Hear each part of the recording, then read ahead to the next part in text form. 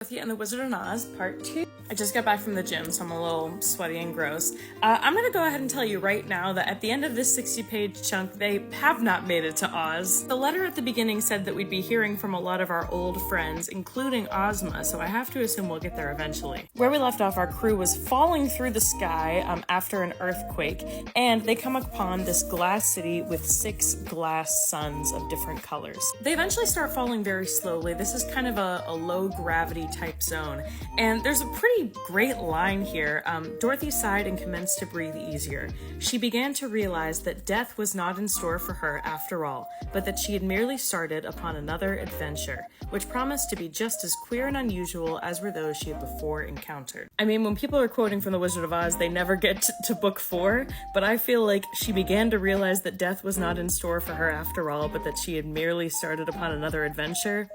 That's pretty good. I want that embroidered on something. But yes, they fall very slowly. There's some rocks falling as well because there was an earthquake, and they notice that some of these glass buildings are being cracked, scratched, kind of dinged by these rocks. And they also realize that they can all walk upon the air. Eureka the cat tries it first, and she can talk now, by the way, so now they've entered a fairyland, as Dorothy calls them, so all the animals can talk. Her, Jim the horse, and they start walking upon the air as well, and the horse finally gets the courage to do the same. So we come to find out that this is called the land of the Mangaboos, and the Mangaboos are people that look just like us, but they're actually made of vegetables. Everyone here grows on a bush, is eventually plucked from that bush as a fully grown adult, and then eventually when they get old enough, they are replanted and more Mangaboos grow from them. So the Mangaboos think that they brought this rock storm that broke some of their buildings, and so they are going to be put on trial to determine if they are the cause of that or not. They explain that it was just an earthquake, but they don't know what an earthquake is, so that doesn't really help them.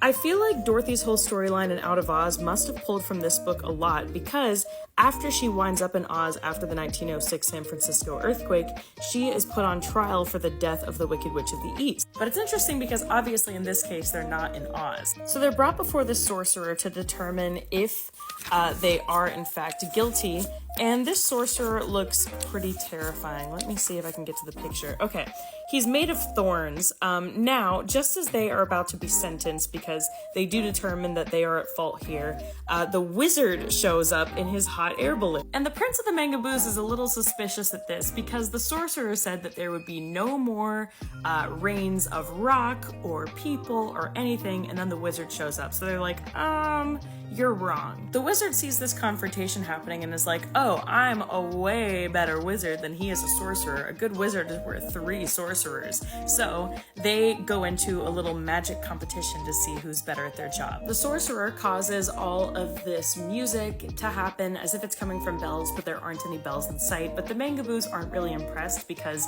this is what he pulls out every time he has to prove that he can do magic. And the wizard has a similar gimmick. He pulls out a tiny pig and then pulls the pig apart to make 2 pigs, continues pulling them apart until there's 9, and then squishes them all back together until there's just 1 pig. But of course, he's a humbug. This is just sleight of hand. The cover has all 9 little pigs on it. The Mangaboos determine that the wizard is a better wizard than the sorcerer is a sorcerer, so they decide that they're going to replant the sorcerer and grow new ones, and then the wizard can be their sorcerer for the time being. But the sorcerer is like, he won't be a wonderful wizard for long. I'm going to stop his breath.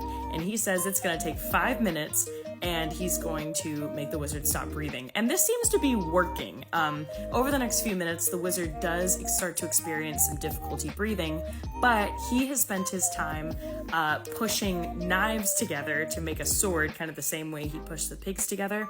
This must be another sleight of hand. So he takes that big sword and slices the sorcerer in half. That was the picture that we saw.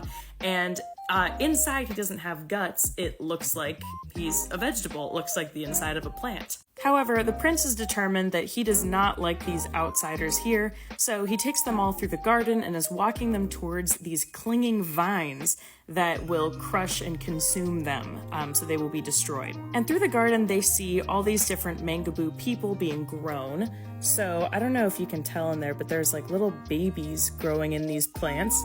And then, like I said earlier, when they're fully grown and ripe, they can be plucked. So this right here looks to be pretty fully grown. This is going to be the future princess of the Mangaboos. But the prince doesn't want to pluck her even though she's fully ripe, because as soon as she's plucked, he has to be planted.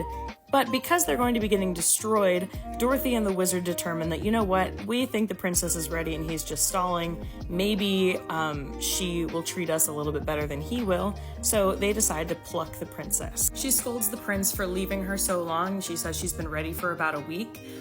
So all seems well for the time being. However, it doesn't last very long. At first she says that they all need to be destroyed, but the wizard does another trick to prove his value to her. He sets these lanterns on Dorothy and Zeb's heads, yeah, did you forget about Zeb?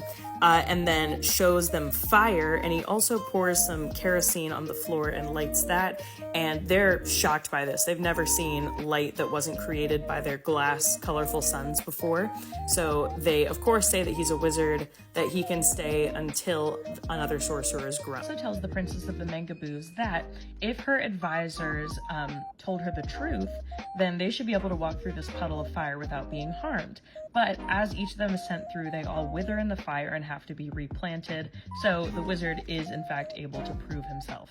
Reminds me of what they used to do to witches with the, if they drown, then they're not a witch. If they float, then they are a witch and have to be killed. But they say that animals have to go.